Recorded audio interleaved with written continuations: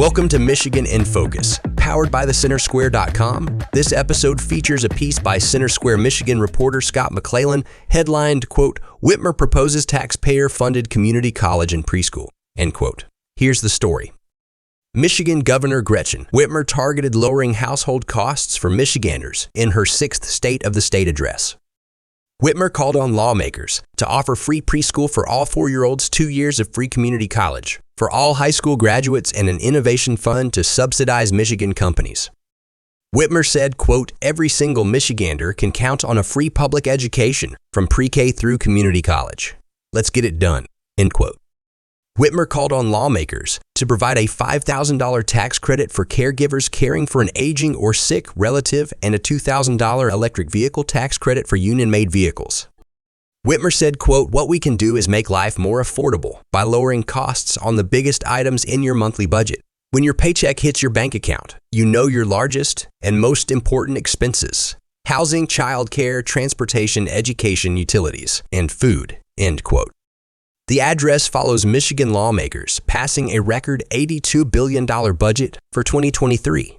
Whitmer touted her targeted tax relief to retirees and working families, the 2040 Clean Energy Rule, funding the Rainy Day Fund at nearly $2 billion, and expanding access to a college funding program. Whitmer said, quote, "A mom who can afford a nicer place to live in new housing we're building, get her associate's degree tuition free with Michigan Reconnect, and make more time to study in the mornings because she doesn't have to pack a lunch for her kids. She can drive them to school on safe roads, where she knows that they will be taught by a skilled educator and receive a public education from pre-K through community college for free," end quote. The address follows a report saying Michigan is now one of the nation's poorest states, with per capita income falling to 39th in the nation. It's unclear what funding will pay for these new programs. A Michigan Senate Fiscal Agency report shows in fiscal year 2017-18, adjusted total appropriations equaled $55.8 billion. From fiscal year 2023-24, spending ballooned to $82 billion, a spending increase of $26 billion, or 47%.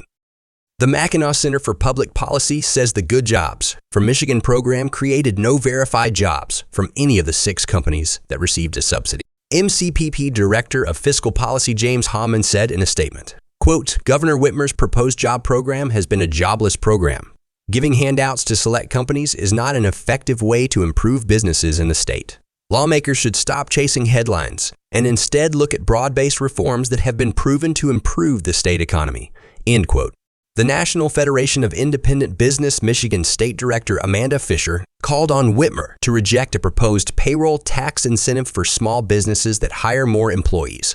Fisher said in a statement, quote, "NFIB members have always been wary of taxpayer-funded incentives where the government picks who wins and who loses. This proposal does nothing to help those small businesses that are struggling to survive persistent inflation, ever-increasing energy costs, and added regulatory burdens. Even if small businesses want to hire, many are unable to find the workers to do so," end quote.